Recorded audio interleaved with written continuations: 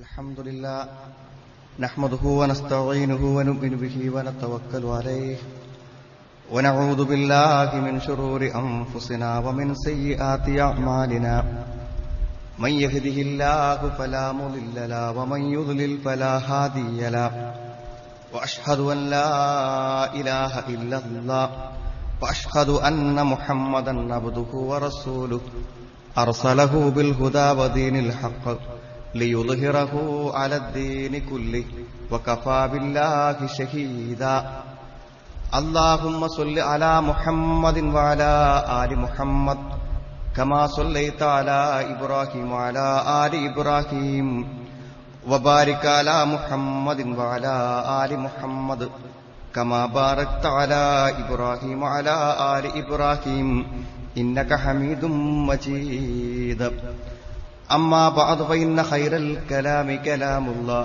وخير الحديث كتاب الله وخير الهدي هدي محمد صلى الله عليه وسلم وشر الأمور محدثاتها وكل محدثة بدعة وكل بدعة ضلالة أعوذ بالله من الشيطان الرجيم بسم الله الرحمن الرحيم يا أيها الذين آمنوا اتقوا الله حق تقاته ولا تموتن إلا وأنتم مسلمون بسم الله الرحمن الرحيم ألف لام ميم ذلك الكتاب لا ريب فيه هدى للمتقين الذين يؤمنون بالغيب ويقيمون الصلاة ومما رزقناهم ينفقون. സ്നേഹമുള്ള സഹോദരങ്ങളെ, സത്യവിശ്വാസികളെ, അള്ളാഹുവിന്റെ കൽപ്പനകൾക്കും നിർദ്ദേശങ്ങൾക്കും അതിനർഹിക്കുന്ന പ്രാധാന്യവും മഹത്വവും കൽപ്പിച്ചുകൊണ്ട് അവന് കീഴ്പ്പെട്ട് ജീവിക്കണേ എന്ന് എന്നെയും നിങ്ങളെയും ഞാൻ ഓർമ്മപ്പെടുത്തുകയാണ്. വിശ്വാസികൾ എന്ന നിലക്ക് നമ്മളെല്ലാവരും വിട്ടുവീഴ്ചയില്ലാതെ പ്രവർത്തിക്കുന്ന ഒരു നന്മ, അത് നമസ്കാരമാണ്. അതുകൊണ്ട് തന്നെ നാം സമയം മെനക്കെടുത്തി ചെയ്യുന്ന ഒരു കർമ്മമെന്ന നിലക്ക് നമ്മൾ എത്രമാത്രം അതിന്റെ പ്രാധാന്യവും മഹത്വവും നമ്മുടെ മനസ്സിൽ വന്നുകൊണ്ടാണ് നമ്മൾ ആ തക്ബീറത്തുൽ ഇഹ്റാമിലേക്ക് പ്രവേശിക്കുന്നത് എന്നത് നമ്മൾ ആലോചിക്കേണ്ട ഒരു കാര്യമാണ്. ഏതൊരു കാര്യവും നാം നിർവഹിക്കുന്നിടത്ത് അതിന്റെ മഹത്വത്തെയും ഫലങ്ങളെയും കുറിച്ചുള്ള ഓർമ്മയാണ് അത് ചെയ്യാൻ നമ്മളെ പ്രേരിപ്പിക്കുന്നത്. നമസ്കാരത്തിന്റെ പ്രാധാന്യം നമ്മൾ പലതവണ ഓർമ്മപ്പെടുത്തപ്പെട്ടതാണ്. പക്ഷെ നിരന്തരം ചെയ്യുന്നൊരു പ്രക്രിയ എന്ന നിലക്ക് ഇടക്ക് അതിനെക്കുറിച്ച് ഒരു ഓർമ്മപ്പെടുത്തൽ അനിവാര്യമാണ്. ഒന്നാമത്തൊരു കാര്യം അന്നഹ അറുക്കുൻ സാനി, നമസ്കാരം എന്നത് ഇസ്ലാം സ്ഥാപിക്കപ്പെട്ട ഒരാളിൽ ഇസ്ലാം ഉണ്ട്, മുസ്ലിമാണ് എന്ന് പറയുമ്പോൾ അത് നിലനിൽക്കേണ്ട തൂണ്, അത് നിലനിൽക്കേണ്ട സ്തംഭം, അത് നിലനിർത്തുന്ന ഏറ്റവും അടിസ്ഥാനപരമായ കാര്യം 5 എണ്ണമാണ്. അതാ ഇസ്ലാം കാര്യങ്ങൾ. അതിൽ ഒന്നാമത്തത് അൻതശ്ഹദ അൻ ലാ ഇലാഹ ഇല്ലല്ലാഹ്, 2 വതുഖീമസ് സ്വലാ, നമസ്കരിക്കുക എന്നുള്ളതാണ്. നമസ്കരിക്കാത്ത ഒരാൾക്ക് ഞാനൊരു മുസ്ലിമാണ് എന്ന് അവകാശപ്പെടാനോ അഭിമാനിക്കാനോ നിവൃത്തിയില്ല. അത്ര പ്രധാനമാണ് ഒരു വിശ്വാസി ചെയ്യുന്ന കാര്യങ്ങളിൽ നമസ്കാരത്തിലുള്ളത്. രണ്ടാമത്തൊരു കാര്യം നമ്മൾ കേട്ടു, അവ്വലുമാ യുഹാസബുൽ അബ്ദ്, ആ ഒരു അടിമ ആദ്യം പരലോകത്ത് വിചാരണ ചെയ്യപ്പെടുന്ന നിസ്കാരത്തെ എന്ന് പറഞ്ഞാൽ എന്താ അതിന്റെ അർത്ഥം അറിയങ്ങൾ? നിസ്കാരം നിർവഹിച്ചിട്ടില്ലാത്ത ഒരുത്തന്റെ ബാക്കി കർമ്മങ്ങളുടെ പരിശോധന പോലും ഇല്ല എന്നാണ്. എന്ന് പറഞ്ഞാൽ നമ്മൾ ചെയ്യുന്ന എന്തൊരു നന്മ സ്വീകരിക്കപ്പെടണമെങ്കിലും നിസ്കരിച്ചു എന്നുള്ളത് ആദ്യം തെളിയിക്കപ്പെടണമെന്നാണ്. 5 നേരം കൃത്യതയോടുകൂടെ നിസ്കരിച്ചിട്ടുണ്ട് എന്ന് ബോധ്യപ്പെട്ടാലേ, അത് തള്ളപ്പെട്ടാൽ, നിസ്കാരം തള്ളപ്പെട്ടാൽ ബാക്കിയുള്ള കർമ്മങ്ങളെല്ലാം തള്ളപ്പെടും. നിസ്കാരം സ്വീകരിക്കപ്പെട്ടാലോ ബാക്കിയുള്ള കർമ്മങ്ങളെല്ലാം സ്വീകരിക്കപ്പെടും. ചില ആളുകൾ പരിഹാസ രൂപേണ പറയാറുണ്ട്, കുറെ താടി വെച്ചിട്ടും നിക്കാബിട്ടിട്ടും മക്കനിട്ടിട്ടൊക്കെ മുസ്ലിം ആവുമെന്ന് ചോദിക്കും. ഒരു മുസ്ലിം ആവണമെങ്കിൽ, ഒരു വിശ്വാസി ആവണമെങ്കിൽ അതിന് ചില അടയാളങ്ങളുണ്ട്, അയാൾ പാലിച്ചിരിക്കണം. അത് പാലിക്കാത്ത ഒരാൾ അവന്റെ ഉള്ളിൽ എത്ര ഭക്തിയുണ്ട്, എത്ര ഈമാണ്ട് എന്ന് പറഞ്ഞാലും അവൻ മുസ്ലിം ആവില്ലല്ലോ. ഒരാൾ മുസ്ലിം ആണെന്ന് തെളിയിക്കപ്പെടാനുള്ള കർമ്മങ്ങളുണ്ട്. അതെന്താണ്? വിശ്വാസം പ്രധാനമാണ്. യുഅ്മിനൂന ബിൽ ഗൈബ്, അവൻ അദൃശ്യത്തിൽ വിശ്വസിക്കും. പിന്നെ വയുഖീമൂനസ് സ്വലാത്ത വമിമ്മാ റസഖ്നാഹും യുൻഫിഖൂൻ, അവർ നമസ്കാരം നിലനിർത്തും. ഇഖാമത്തുസ്സലാ എന്ന് പറഞ്ഞാൽ സുഹൃത്തുക്കളെ, നമസ്കാരത്തിന്റെ ഓരോ ചലനങ്ങളും ഇബാദത്താണ്. അതുകൊണ്ട് അതെങ്ങനെയാണ്? അതുകൊണ്ട് അത് എന്റെയും നിങ്ങളുടെയും ഇച്ഛക്കനുസരിച്ച് ചലിപ്പിക്കാൻ പറ്റൂല. അത് അള്ളാഹു നിർദ്ദേശിച്ച പ്രകാരം ചലിപ്പിച്ചാലേ അത് ആരാധന ആവുള്ളൂ. ഒരാള് നിസ്കാരത്തിൽ അത്തഹിയാത്തിൽ ഇരിക്കുമ്പോൾ കാല് മടക്കി വെക്കുകയാണെങ്കിൽ ആ വിരലുകൾ വരെ മടങ്ങി കിബിലക്ക് നേരെ ആവണം എന്നാണ്. മനസ്സിലായില്ലേ? മുട്ടുമ്മ റുക്കുവിലേക്ക് പോകുമ്പോ കൈ വെക്കണ പോലെയല്ല സുജൂദക്ക് പോകുമ്പോ നേരത്തെ കൈ വെക്കുന്നത്. ഒരിടത്ത് പരത്തി വെക്കണം, ഒരിടത്ത് കൂട്ടി വെക്കണം. ഓരോ ചലനത്തിനും കൃത്യമായ നിർദ്ദേശമുണ്ട്. അതിന്റെ പ്രാധാന്യത്തോടുകൂടെ യുഖീമുസ്സലാ, ആ നമസ്കാരം ശരിയായി നിർവഹിക്കുക എന്നുള്ളതാണ്. മറ്റൊരു കാര്യം, നിസ്കാരം എന്ന് പറഞ്ഞാൽ അതിന്റെ പ്രാധാന്യമാണ് പറഞ്ഞത്. അന്നഹുമൻ ഹഫിളഹ ഹഫിള ദീനഹു. നിസ്കാരത്തെ കാത്തു സൂക്ഷിച്ചു കൊണ്ട് നടക്കുന്നവൻ അവന്റെ ദീനിനെയാണ് കാത്തു സൂക്ഷിച്ചു കൊണ്ട് നടക്കുന്നത്. നമ്മൾ യാത്ര പോകുമ്പോൾ ഒരു പള്ളിന്റെ മുന്നിൽ റോഡിൽ നിസ്കരിക്കാൻ വേണ്ടി വണ്ടി സൈഡാക്കുമ്പോൾ നാം നമസ്കാരം എന്നതിന് നിർവഹിക്കുമ്പോൾ നമ്മുടെ ദീനിനെയാണ്. ദീനുള്ളവനെ അവിടെ നിർത്താൻ പറ്റുള്ളൂ. ദീനുള്ളവനെ അത് പള്ളി കയറാൻ പറ്റുള്ളൂ. ദീനുള്ളവനെ ബാങ്ക് കൊടുത്താൽ അസ്വസ്ഥതയുണ്ടാവൂ. നമസ്കാരത്തെ ശ്രദ്ധിക്കുന്നവൻ അവന്റെ ദീനിനെയാണ് കാത്തു സൂക്ഷിച്ചു കൊണ്ട് നടക്കുന്നത് എന്നാണ്. മറ്റൊരു കാര്യം, അന്ന ഖദറൽ ഇസ്ലാം ഫി ഖൽബിൽ ഇൻസാൻ കഖദരിസ് സ്വലാ. ദീനിന് എത്ര വിലയും നിലയും അവന്റെ മനസ്സിലുണ്ട്. ദീനിന് എത്ര നിലയും വിലയും നമ്മളെ മനസ്സിലുണ്ടോ ആ നിലയും വിലയും അളക്കുന്നത് ഏത് അടിസ്ഥാനത്തിലാണ് അറിയങ്ങൾ?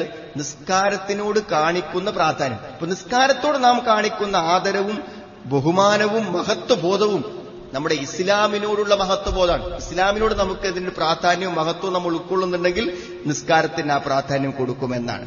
മറ്റൊന്ന്, ഹിയ അലാമത്തു മഹബ്ബത്തിൽ അബ്ദിൽ റബ്ബിഹി.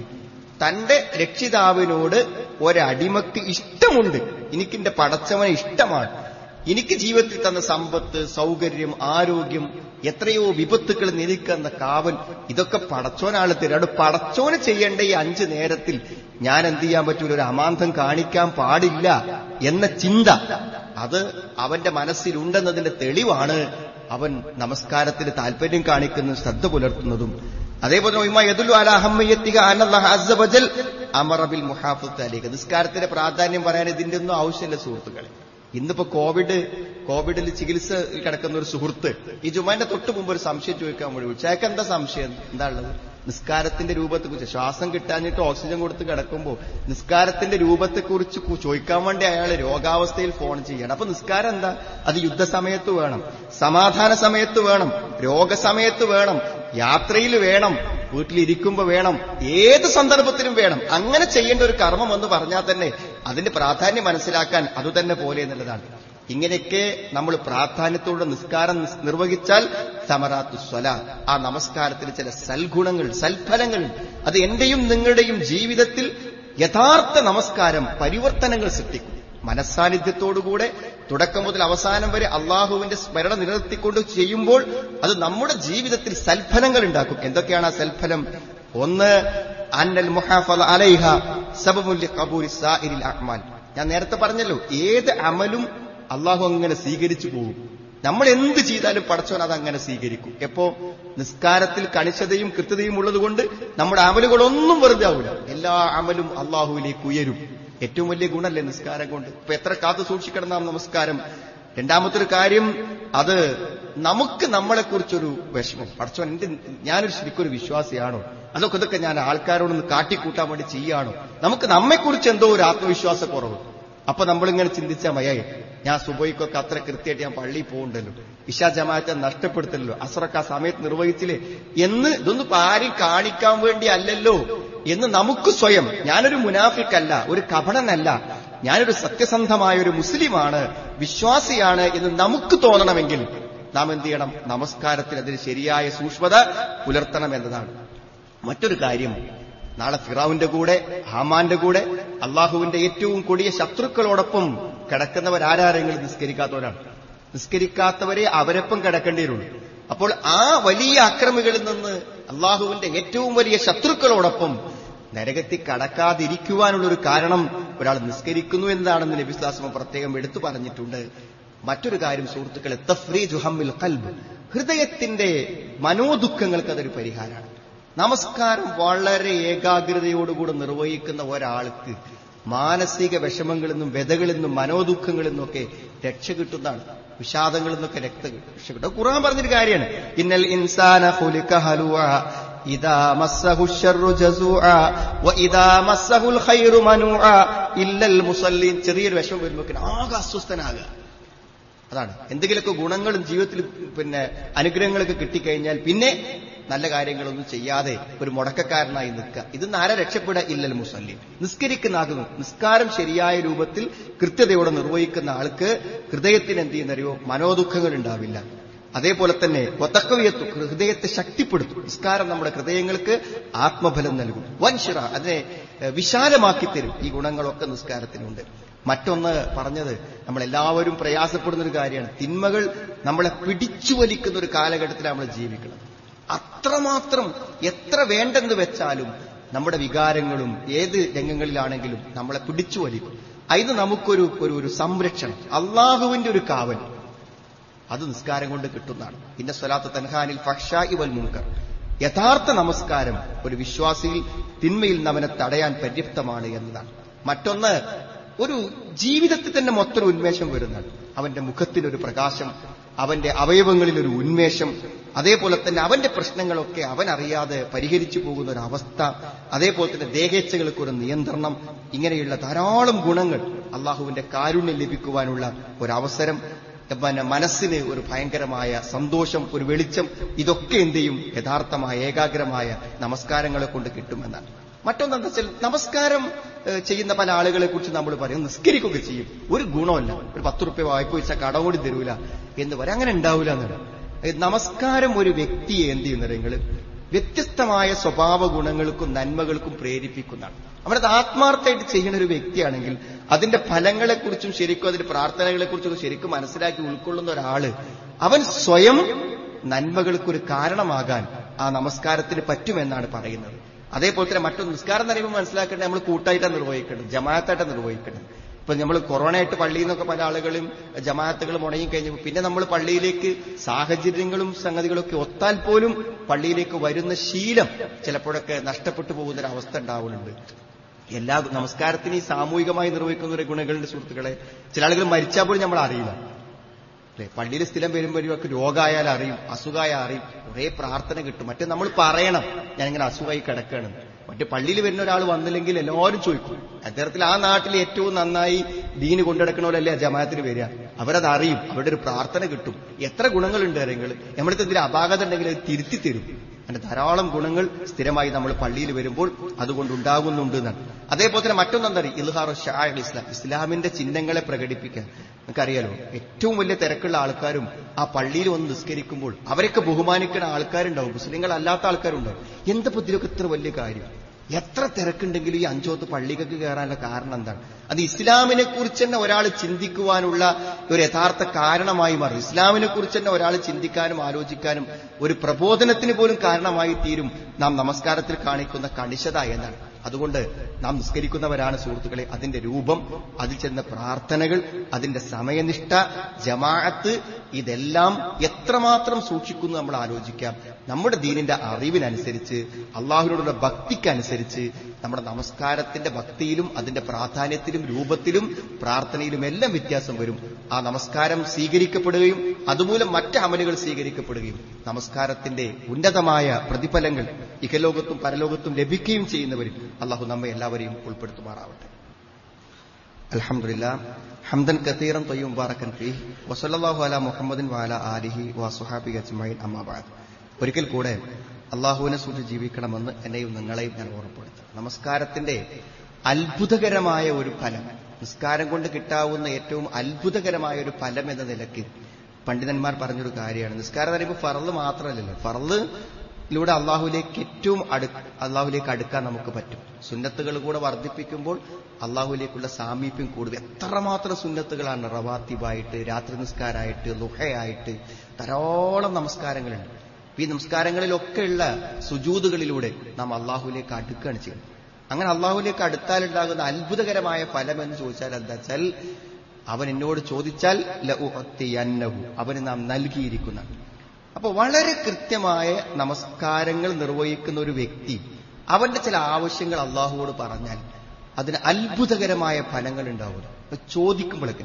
അതേപോലെ തന്നെ അവൻ എന്നോട് രക്ഷ തേടിയാൽ ലഉഇദന്നഹു, അവൻ പേടിച്ചിട്ട് എന്നോട് പടച്ചോനെ എനിക്ക് ഇങ്ങനെ ഒരു പേടിയുണ്ട് എന്ന് പറഞ്ഞാൽ ആ പേടി അള്ളാഹു നീക്കി കൊടുക്കുന്ന അങ്ങനത്തെ ഒരു അത്ഭുതകരമായ ഫലം നിസ്കാരത്തിനുണ്ട്. അപ്പൊ ചിലപ്പോൾ നമുക്ക് പ്രാർത്ഥിക്കാൻ പറ്റും, പടച്ചോനെ ഞാൻ 5 വക്ത് നിസ്കാരം കഴിയുന്നത്ര ഞാൻ ജമാഅത്തായി നിർവഹിച്ചൊരു വ്യക്തിയാണ്, എനിക്കിപ്പോൾ ചില പ്രയാസങ്ങളുണ്ട്, പടച്ചോനെ എന്നെ എനിക്ക് ഓർമ്മ വെച്ച നാൾ മുതൽ ഞാൻ ഒറ്റ വക്ത് നിസ്കാരം ഞാൻ അറിഞ്ഞുകൊണ്ട് ഒഴിവാക്കിയിട്ടില്ല, അതുകൊണ്ട് അള്ളാഹുവെ എന്റെ ഈ ബുദ്ധിമുട്ടുകളിലേക്ക് നീക്കി തരണേ, എന്റെ ഈ ആവശ്യങ്ങളിലേക്ക് നിറവേറ്റി തരണേ എന്നൊക്കെ ചോദിച്ചാൽ അത് അള്ളാഹു അപ്രകാരം അവന് നിർവഹിച്ചു കൊടുത്തിരിക്കുന്നതാണ്.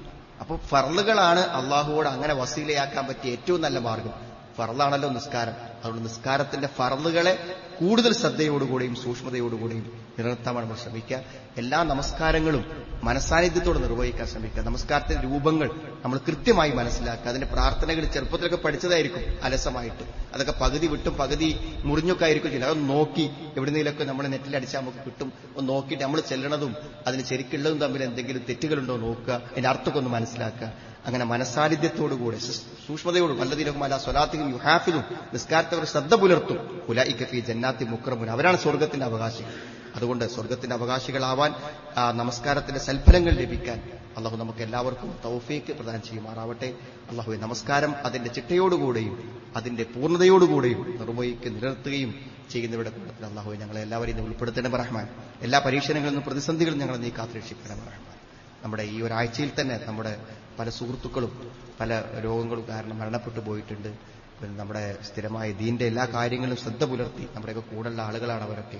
അള്ളാഹു അവരുടെ കബറുകളെ വിശാലമാക്കി കൊടുക്കുമാറാവട്ടെ. അവരുടെ പാപങ്ങൾ അള്ളാഹുവെ നീ അവർക്ക് പുറത്തു കൊടുക്കണമേ റഹ്മാനെ. രോഗങ്ങളുള്ള പല ആളുകളും നമ്മൾ പ്രാർത്ഥിക്കാൻ ആവശ്യപ്പെട്ടിട്ടുണ്ട്. അള്ളാഹു അവരുടെ എല്ലാം രോഗങ്ങൾ ശിഫയാക്കി കൊടുക്കുമാറാവട്ടെ. അവരുടെ ബന്ധുക്കൾക്ക് മനസ്സമാധാനവും സന്തോഷവും അള്ളാഹു നീ പ്രദാനം ചെയ്യണമേ റഹ്മാനെ. എല്ലാ പ്രതിസന്ധികളിൽ നിന്നും ഞങ്ങൾ ഭയപ്പെടുന്ന എല്ലാ പ്രയാസങ്ങളിൽ നിന്നും ഞങ്ങൾ നീ കാത്തുരക്ഷിക്കണമേ റഹ്മാനെ. ലോകത്തും പരലോകത്തും സമാധാനവും സന്തോഷവും നന്മയും ഞങ്ങൾക്ക് ഏവർക്കും നീ പ്രദാനം ചെയ്യണമേ റഹ്മാനെ. اللهم اغفر للمؤمنين والمؤمنات ربنا اصرف عنا عذاب جهنم إن عذابها كان غراما إنها ساءت مستقرا ومقاما ربنا تقبل منا إنك أنت السميع العليم وتب علينا إنك أنت التواب الرحيم ربنا آتنا في الدنيا حسنة وفي الآخرة حسنة وقنا عذاب النار والحمد لله رب العالمين. اللهم صل